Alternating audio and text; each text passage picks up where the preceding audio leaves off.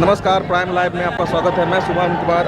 जैसा कि आप सभी जानते हैं कि बिहार में 7वें चरण की बहाली जो होनी थी वो रोक दी गई थी किसी कारणों से।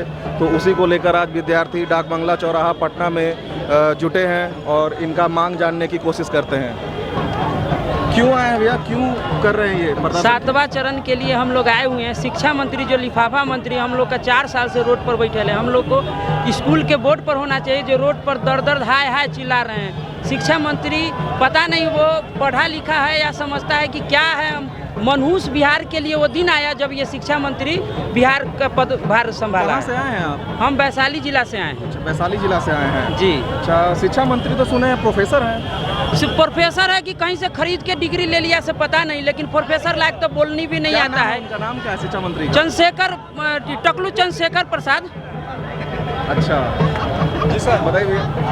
हाँ, हम लोग भी 7वां चरण के लिए आए हैं। हम लोग 4 साल से भटक रहे हैं। आजकल कुछ दिन पहले बोले हैं शिक्षा मंत्री जी पटना से चलकर मधुबनी आ गए हैं। वो कलम कहाँ भुतला गया, वो तो स्पीकर कहाँ भुतला गया। हम लोग को वही कह रहे थे जल्द से जल्द दे दे, नियमावली दे दे, साथ साथ नोटिफिकेशन दे दे।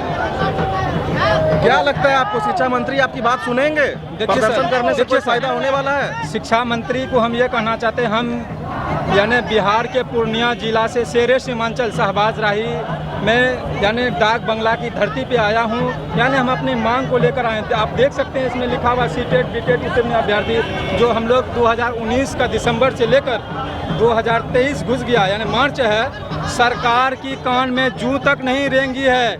यानी अगर देखा जाए हम लोग 3 साल के अंदर में कंटिन्यू 2 साल आंदोलन किए हैं, कंटिन्यू। अच्छा, ये बात था, मैं सुना था कि उप मुख्यमंत्री जो है हमारे तेजस्वी प्रसाद यादव जी, वो तो आप लोग के साथ थे।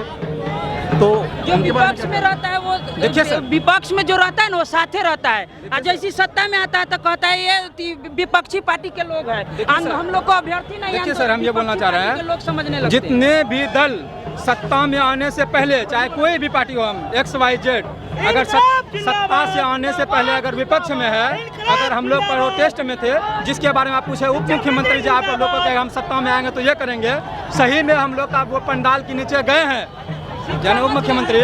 क्या लगता है आपको, आपका दर्द जो है मुख्यमंत्री, उप मुख्यमंत्री और शिक्षा मंत्री सुनेंगे? देखिए सर, हम लोग तो 3 साल से दर्द ही सुना रहे हैं।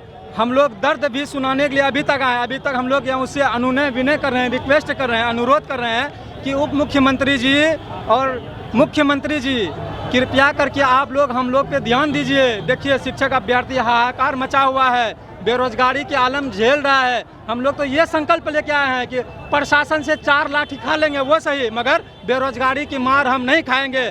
क्योंकि अगर हम लोग बहाली अगर समय पे नहीं होगी तो हम लोग पूरा जिंदगी यानी फेंकले चले जाएंगे। आपका कहना है सरकार तानाशाह है, आपको लाठी मारेगी?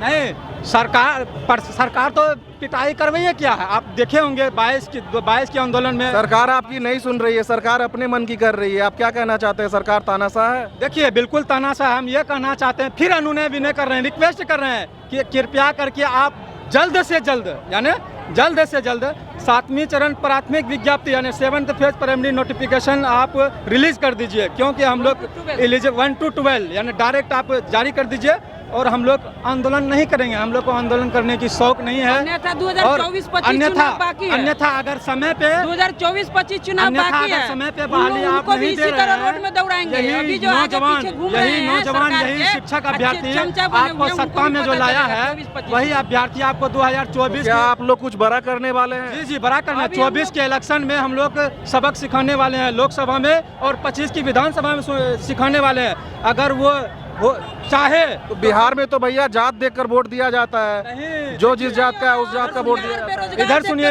अब डायरेक्ट रोजगार पे यानी वोटिंग होती है। अब कोई जात पात की बात नहीं। 4 साल पहले भी तो वोटिंग हुई थी ना, उस समय आप क्यों नहीं, आप उस समय भैया क्यों नहीं सोचे कि मैं उन्हें वोट दूं जो आपको रोजगार दें? तो फिलॉसफी भैया को वोट दिए थे ना, इसीलिए कि रोजगार देंगे वादा किए थे, लेकिन वो भूल गए। उनका कलम खो गया कहीं, अब कलम भूल गया, नहीं मिल रहा है। तो 24-25 में उनको फिर से कलम याद करा देंगे। हम ये बोलना चाह रहे हैं कि उप मुख्यमंत्री जी बोले थे कि हम अगर सत्ता में आते हैं तो पहली कलम से पहली के मिनट में हम शिक्षक बहाली को बहाल कर देंगे।